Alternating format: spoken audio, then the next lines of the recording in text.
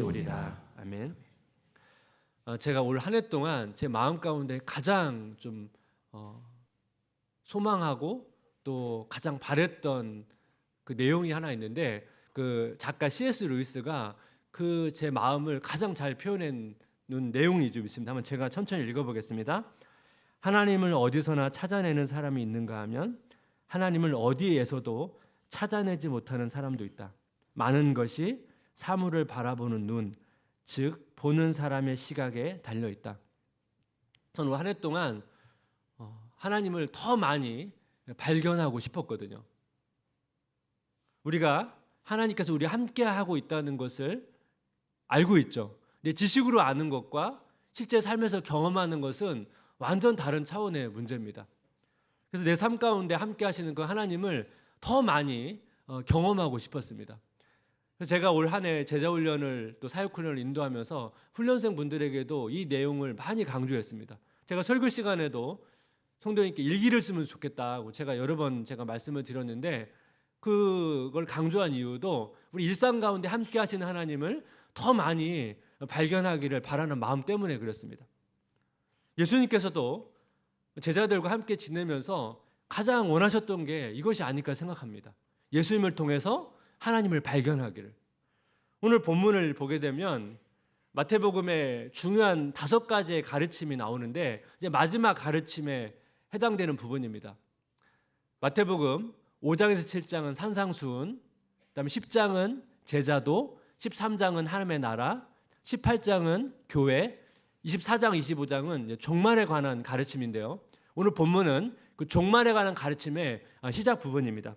마태복음 24장 1절부터 3절의 상반부까지 보면, 예수께서 성전에 나와서 가실 때 제자들이 성전 건물들을 가리켜 보이려고 나아오니 대답하여 이르시되 너희가 이 모든 것을 보지 못하느냐? 내가 진실로 너희에게 이르노니 돌 하나도 돌 위에 남지 않고 다 무너뜨려지리라. 예수께서 감람산 위에 앉으셨을 때, 예수님께서 성전에 나오셔서 동편의 감람산에 가셨습니다. 여러분 사진을 보시면 그 감람산에서 지금 예루살렘을 바라보는 광경입니다. 예수님께서 제자들 데리고 감람산에 올라가신 후에 이 성전을 바라보시면서 말씀하신 거예요. 성전에 있는 돌 하나도 남김없이 다 무너지게 될 것이다. 쉽게 설명하면 예루살렘이 멸망하게 될 것이라는 거예요.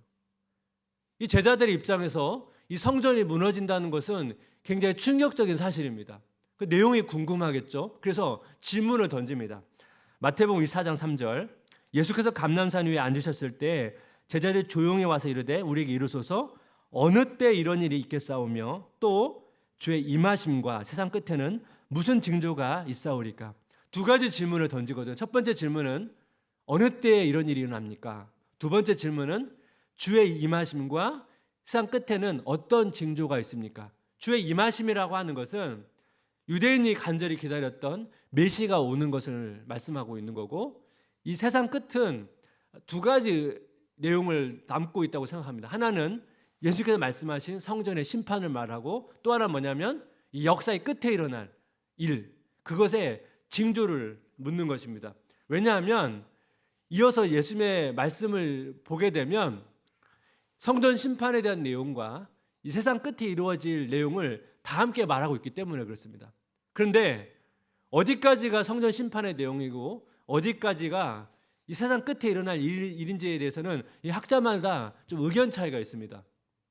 그런데 우리가 함께 읽었던 오늘 본문은 그 성전이 심판하기 전에 징조라고 하는 부분에 있어서는 대부분 이제 일치를 하고 있거든요. 그 내용을 한번 같이 보겠습니다.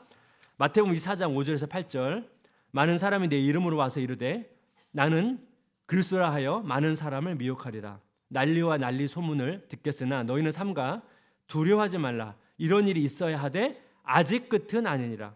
민족이 민족을, 나라가 나라를 대적하여 일어나겠고 곳곳에 기근과 지진이 있으리니 이 모든 것은 재난의 시작이니라. 거짓 메시아의 등장, 전쟁, 기근, 지진 이런 것이 있어도 끝이 아니라는 거예요. 재난의 시작이라는 거예요. 재난의 시작이라는 건 뭡니까? 이런 일들이 계속 있다는 얘기를 얘기하는 거죠. 그 유대교 역사를 보면 예수님의 공생 사역을 하셨던 AD 30년부터 예수님께서 약속하셨던, 말씀하셨던 성취가 되어지는 예루살렘이 함락되는 AD 70년까지 이 사이에 거짓 메시아의 등장, 전쟁, 기근, 지진, 시제 있었습니다. 그리고 사실 AD 70년 이후부터 지금까지도 여러분 거짓 메시아의 등장, 전쟁, 기근, 지진은 지금 계속 일어나고 있습니다.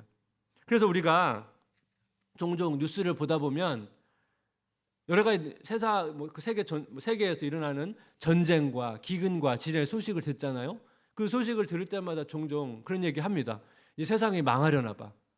그런 얘기를 할 때 이러한 일들로 세상의 끝이라고 말할 수는 없다는 거예요. 최근에 여러분 시리아라고 하는 나라가 정권이 무너졌습니다. 뭐 중동에 여러 가지 이제 계속 갈등이 계속 있는데요. 사진 한번 보시면 이 시리아는 그 이스라엘 북동쪽에 있는 큰 나라인데요. 이 대통령이 러시아로 망명을 했습니다. 이 정권이 무너졌거든요.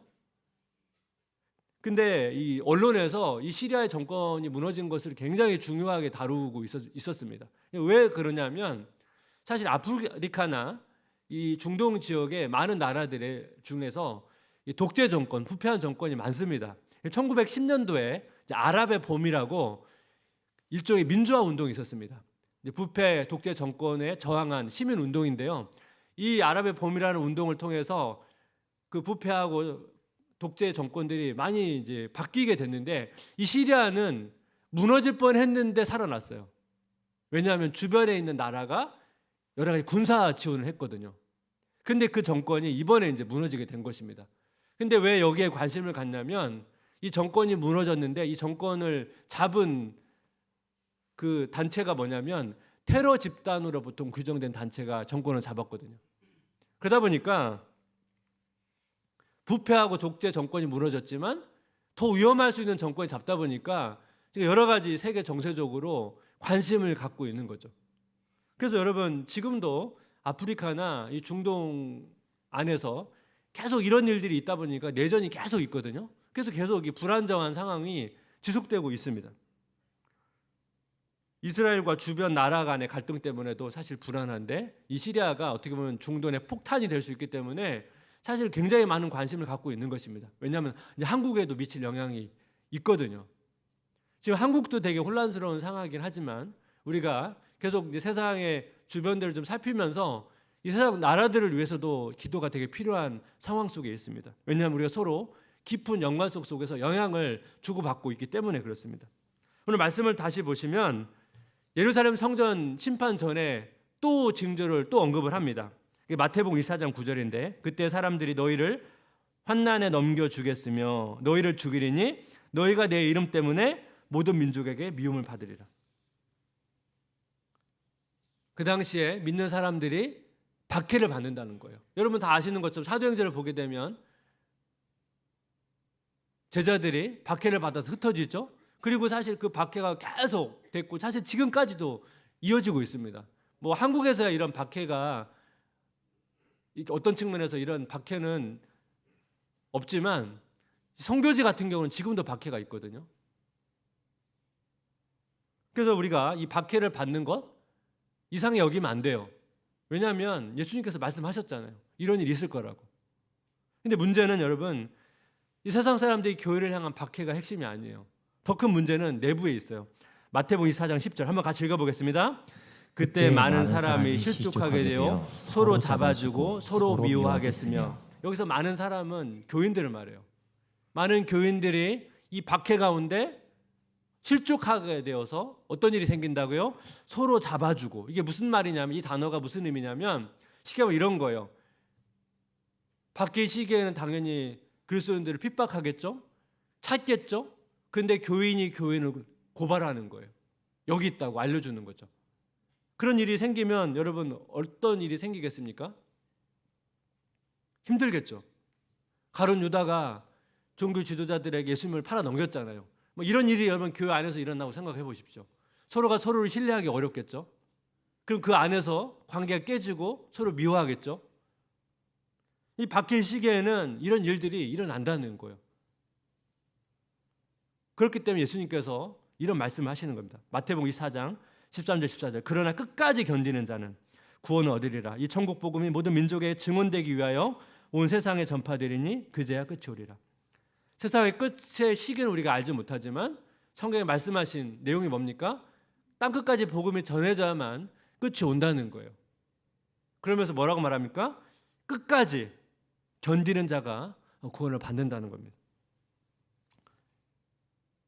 이 내용을 제가 묵상하다가 생각났던 문구가 있는데요. 그 작가 중에 한정원 씨의 글 가운데 그 인생의 겨울에 대해서 묘사한 내용이 있는데 한번 제가 읽어보겠습니다.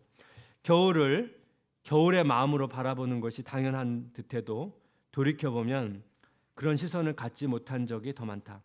봄의 마음으로 겨울을 보면 겨울은 춥고 비참하고 공허하며 어서 사라져야 할 계절이다. 그러나 조급해 한들 겨울은 겨울의 시간을 다 채우고서야 한동안 떠날 것이다. 고통이 그런 것처럼. 여러분 지금 날씨가 되게 춥고 힘들죠. 빨리 봄이 오기를 우리가 바라지만 결국 봄은 3월이 돼야 오지 않습니까? 인생의 겨울도 마찬가지라는 거예요. 그리스도인들 여러분 박해를 받았을 때 주님 빨리 오시기를 간절히 바랬습니다. 인생의 겨울이 빨리 끝나기를 기다렸지만 여러분 주님의 제자들도 그걸 간절히 바랬거든요. 하지만 여러분 아직까지 오지 않았잖아요.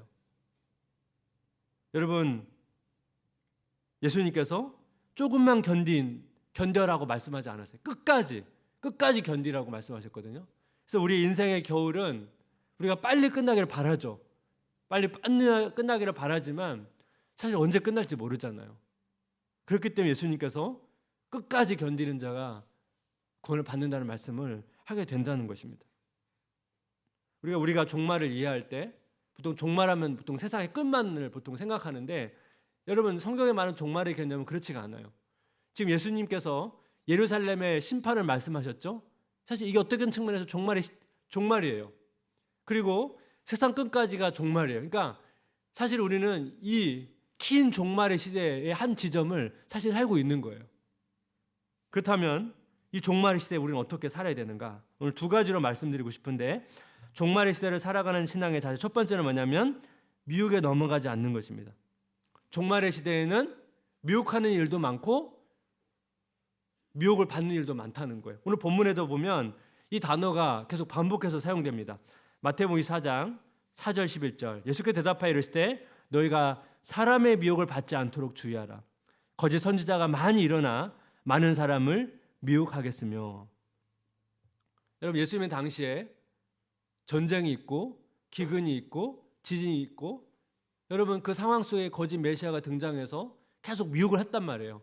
그럼 여러분 이스라엘 사람들이 그 거짓 가르침에 미혹되기 쉽다는 것입니다. 왜 그렇습니까? 여러분 전쟁과 기근과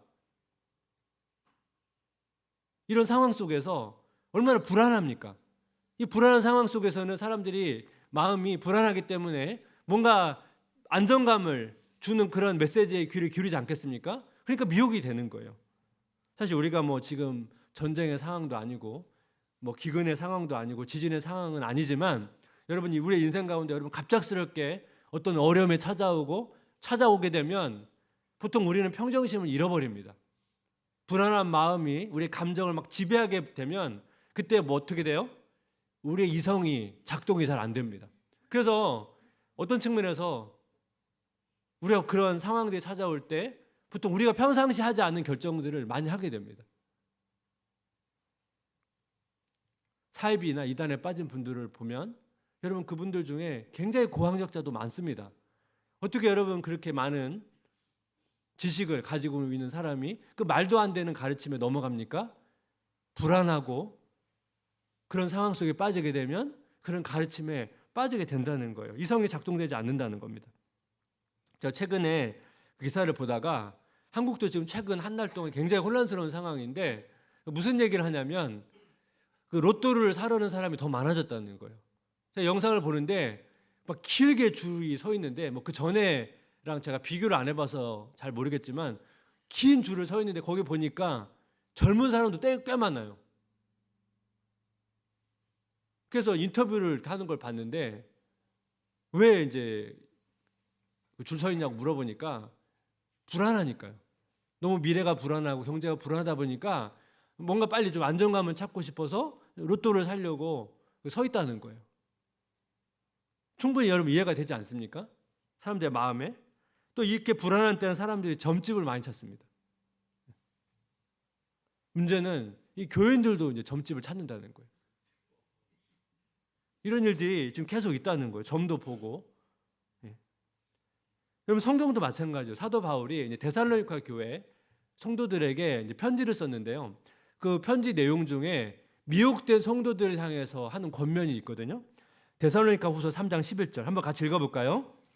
우리가 들은즉 너희 가운데 게으르게 행하여 도무지 일하지 아니하고 일을 만들기만 하는 자들이 있다 하니. 성도 중 일부가 일을 안 해요. 게으름에 빠졌어요.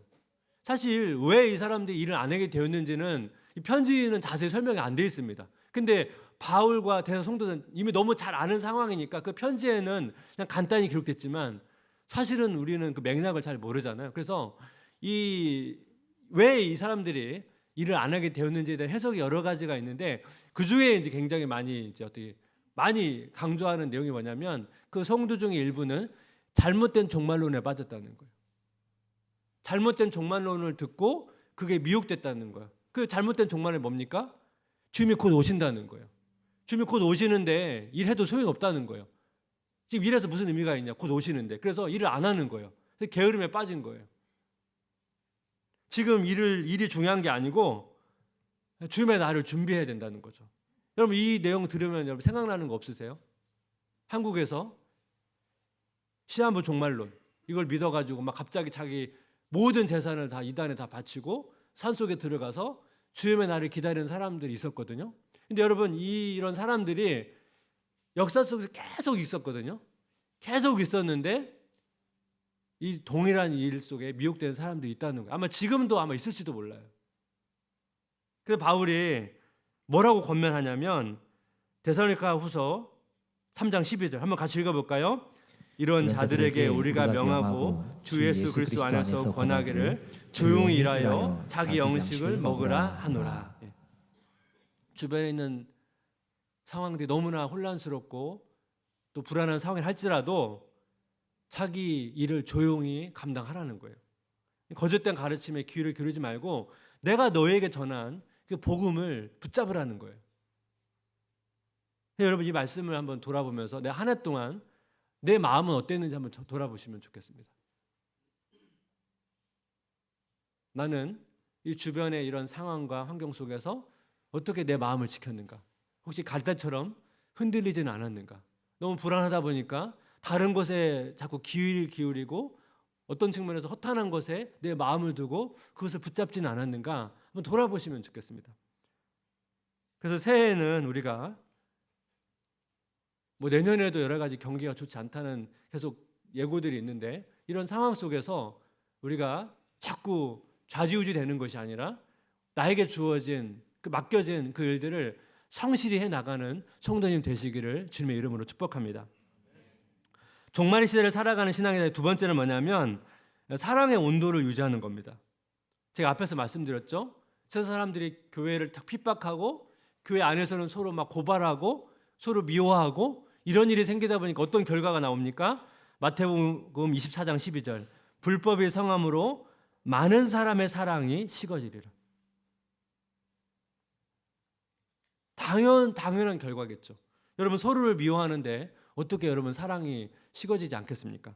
그래서 앞에서 제가 살펴보았죠. 마태복음 24장 9절 10절 그때 사람들이 너희를 환난에 넘겨주겠으며 너희를 죽이리니 너희가 내 이름 때문에 모든 민족에게 미움을 받으리라. 그때 많은 사람이 실족하게 되어 서로 잡아주고 서로 미워하겠으며.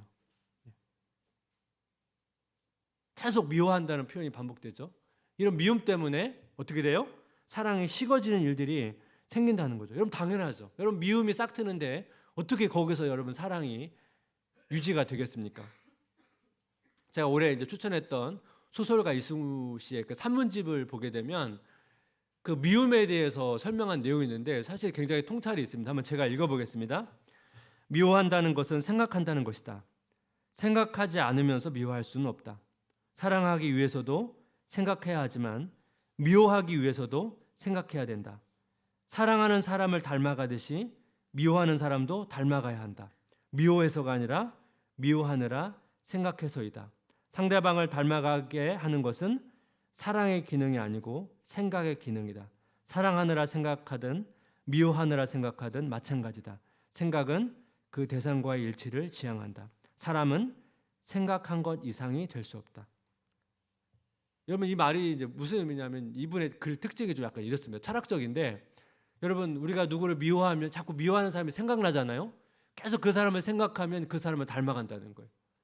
여러분, 쉽게 예를 들면 부모로부터 상처를 많은 받은 분들이 나중에 자라서 결혼하게 됐고 자녀를 키우면 똑같은 행동을 계속 하거든요. 여러분, 왜 본인이 그렇게 상처를 받았음에도 불구하고 자신이 똑같은 행동을 합니까? 상처받은 부모를 계속 생각하기 때문에 그래요. 미워하기 때문에 그래요. 그러다 보니까 자기도 계속 생각하니까 미워하는 사람을 닮아가는 거거든요. 성경에도 이게 나옵니다. 여러분, 가인 아시죠? 하나님께서 가인의 재산을 받지 않고 아벨의 재산을 받았습니다. 가인이 기분이 좋지 않았습니다. 가인은 자꾸 아벨과 비교하면서 아벨을 미워하기 시작합니다. 그래서 어떻게 가게 됐냐면 창세기 4장 9절, 여호와께서 가인에게 이르시되 네 아우 아벨이 어디 있느냐? 그가 이르되 내가 알지 못하나이다. 내가 내 아우를 지키는 자니까. 내가 아벨을 지키는 자니까. 난 아벨을 지키는 자가 아니라는 거예요. 여러분, 이 표현이 왜 이렇게 중요하냐면 이 지키다는 단어가 되게 중요한 단어거든요. 왜냐하면 하나님께서 아담과 하와에게 에덴 동산을 맡길 때 중요한 두 가지 명령을 했어요. 창세기 2장 15절인데 한번 같이 읽겠습니다. 여호와 하나님이 그 사람을 이끌어 에덴 동산에 두어 그것을 경작하며 지키게 하시고, 뭘 부탁했냐면 에덴 동산을에서 경작하고 돌보라는, 에덴 동산을 잘 가꾸라는 거죠. 그다음 뭐예요? 지키라는 것. 이 지킨다는 말이 이제 돌본다는 거예요. 에덴 동산을 잘 돌보라는 거예요. 하나님께서 인간에게 이 창조 세계를 잘 돌보고 번성하라고 말씀했거든요. 그러니까 이거를 여러분 가인에게 접목하면 가인에게 어떤 명령이 있는 겁니까? 가인은 아벨을 돌보는 존재예요. 지키는 존재예요. 그게 하나님께서 인간에게 주신 명령이거든요. 근데 뭐라고 말합니까? 자기는 아우를 지키는 자가 아니라는 거예요. 돌보지 않겠다는 거예요. 사랑하지 않겠다는 겁니다. 이것이 어떤 측면에서 가인의 마음을 볼 수 있죠. 가인의 사랑이 식어져 버린 겁니다. 하나님께서 인간에게 자유의지를 주셨습니다. 그래서 우리는 선택을 할 수 있습니다. 이 선택을 잘 묘사하고 있는 게 갈라디아 5장 13절, 형제들아 너희가 자유를 위하여 부르심을 입었으나 그러나 그 자유로 육체의 기회를 삼지 말고 오직 사랑으로 서로 종노릇하라. 그러니까 우리에게는 두 가지 선택이 있는 거예요. 내 본능대로 육체의 기회를 삼아서 내 본능대로 행할 선택이 또 하나 있고, 또 하나는 뭡니까? 서로 종노릇할 수 있는 선택이 있는 거예요. 근데 지금 바울은 우리에게 이 주어진 자유로 서로 종노릇을 하라는 거예요. 우리는 가인처럼 본능대로 살고 싶어 하죠. 사람을 이용하기를 원합니다. 이게 가인과 같은 반응인데, 하나님께서 우리에게 주신 이 자유는 서로 종노릇한다는 게 뭐죠? 서로를 지키라는 거예요. 서로를 돌보라는 거예요. 서로를 사랑하라는 거예요. 그래서 우리가 이것에 실패했기 때문에, 우리가 결국 사랑이 식어져서 이 끝까지 사랑하는 걸 실패했기 때문에 예수님께서 오셔서 하신 게 뭐냐면 끝까지 사랑하는 걸 보여주는 거예요. 요한복음 13장 1절, 6월절 전에 예수께서 자기가 세상을 떠나 아버지께로 돌아가실 때가 이룬 줄 아시고 세상에 있는 자기 사람들을 사랑하실 때 끝까지 사랑하시느라. 예수님께서 이 땅에 오셔서 인간이 실패했던 율법에 순종하지 못했거든요. 그래서 예수님께서 오셔서 율법에 순종하는데 율법의 핵심은 사랑이라고 말씀했잖아요. 끝까지 사랑하는 것, 그거를 완성하시고 십자가에 돌아가신 것입니다. 왜냐하면 우리는 그 사랑을 끝까지 하지 못하는 존재거든요. 예수님께서 끝까지 사랑하심을 통해서 사실 우리가 끝까지 사랑하지 못하지만 우리가 구원을 받는 거예요. 하지만 예수님께서 그 사랑을 보여주신 것은 그 예수님의 사랑을 힘입어서 우리도 끝까지 포기하지 말고 사랑하라는 것입니다. 때로는 우리 사랑이 식어질 수 있습니다. 우리 마음이 차디차질 수 있습니다. 하지만 다시 그 사랑을 회복해서 끝까지 사랑하는 그 자리로 가라는 것이죠. 제가 앞에서 말씀드렸죠. 우리가 미혹이 되거나 사랑이 식어지면 하나님을 발견하기 어렵습니다. 너무 당연한 거 아닙니까? 우리가 미혹이 되고 사랑이 식어졌는데 어떻게 우리가 일상에서 하나님을 발견할 수 있겠습니까? 우리가 하나님을 더 많이 발견하고 하나님의 임재를 경험하면 우리가 미혹되지 않고 우리의 사랑의 온도를 잘 유지할 수가 있습니다. 여러분, 지금 너무나 혼란스러운 이때 여러 가지 사람에 대해서 또 실망하고 또 어떤 측면에서 좀 상처받는 이런 때, 이런 때에 우리가 지금 살고 있는데, 우리가 마음을 다른 것에 빼앗기지 않고 우리가 하나님과 이웃을 정말 끝까지 사랑하는 성도님 되시기를 주님의 이름으로 기도하고 축복합니다. 우리 같이 한번 이 찬양으로 하나님 앞에 나갔으면 좋겠습니다. 우리가 결단하면서 주님 다시 오실 때까지 나는 이 길을 가리라. 주님 다시 오실 때까지 나는 이 길을 가리라. 나는 이 길을 가리라. 비록 좁은 문과 좁은 길을 할지라도 좁은 길 나의 십자가 지고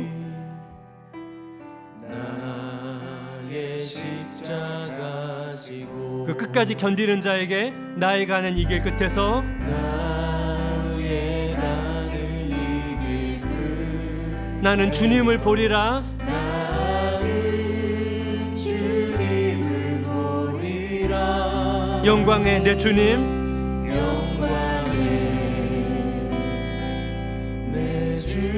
나를 맞아 주시리. 나를 맞아 주시리. 주님 다시 오실 때까지 주님 다시 오실 때까지 나는 일어나 달려가리라.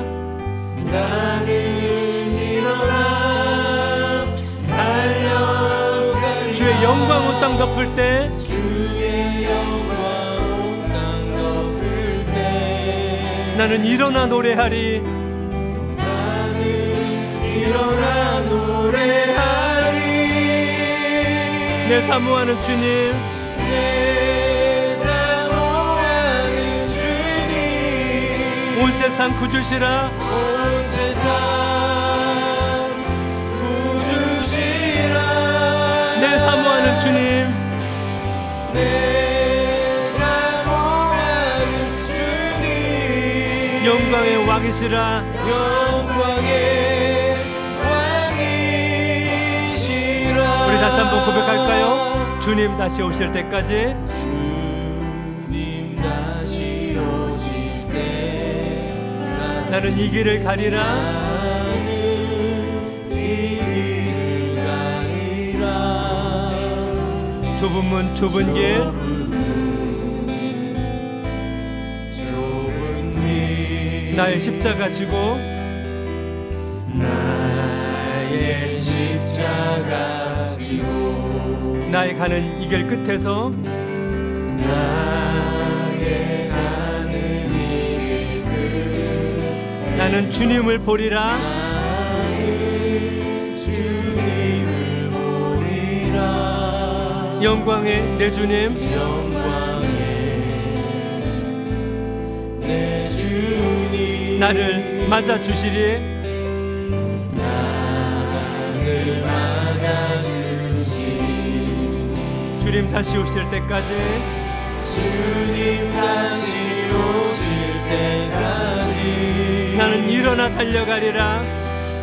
나는 일어나 달려가리라. 주의 영광 온 땅 덮을 때 주의 영광 온 땅 덮을 때 나는 일어나 노래하리. 나는 일어나 노래하리. 내 사모하는 주님, 내 사모하는 주님, 온 세상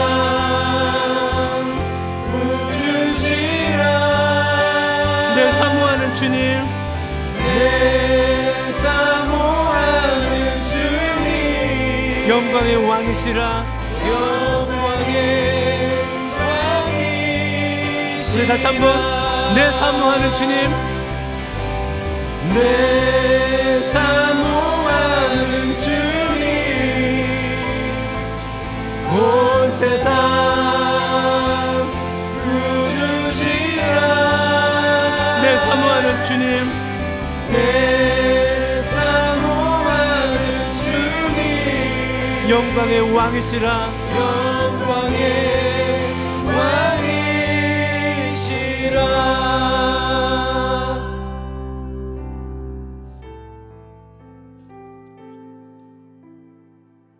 인생의 겨울을 지나갈 때는 불안하고, 그래서 우리가 무엇인가 자꾸 안정된 것을 찾기 때문에, 그래서 우리가 더 세상에 미혹되기 쉽고 또 우리 마음도 흔들리기 쉬운,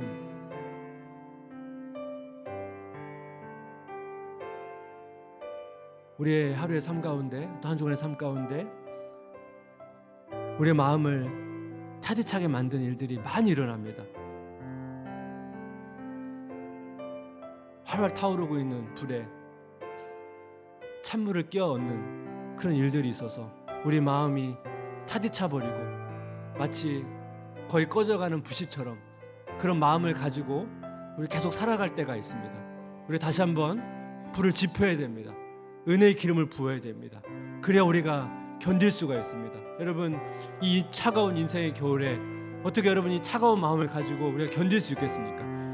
우리 하나님 앞에 은혜를 구하면서 하나님, 내 마음을 다시 회복시켜 주시기 원합니다. 뜨거운 마음으로 다시 우리 심령 가운데 은혜의 불이 붙어서 우리의 마음 가운데 뜨거운 마음을 가지고 우리 한나처럼, 하나님, 나는 심정이 괴롭습니다. 내 상황과 내 마음을 헤아려 주시길 원합니다. 우리의 마음과 고통이 있다면 그것을 하나님 앞에 태워놓으면서, 하나님, 내가 그 마음으로 하나님 앞에 나아갑니다. 하나님께서 내 마음을 아시고 내 상을 아시오니 주님, 내 마음과 내 상을 헤아려 주시고 나를 붙잡아 주시고 회복시켜 주시고 은혜를 베풀어 달라고 제가 간절한 마음을 가지고 같이 한번 기도하기를 원합니다. 같이 기도하겠습니다. 하나님 아버지, 은혜를 구합니다.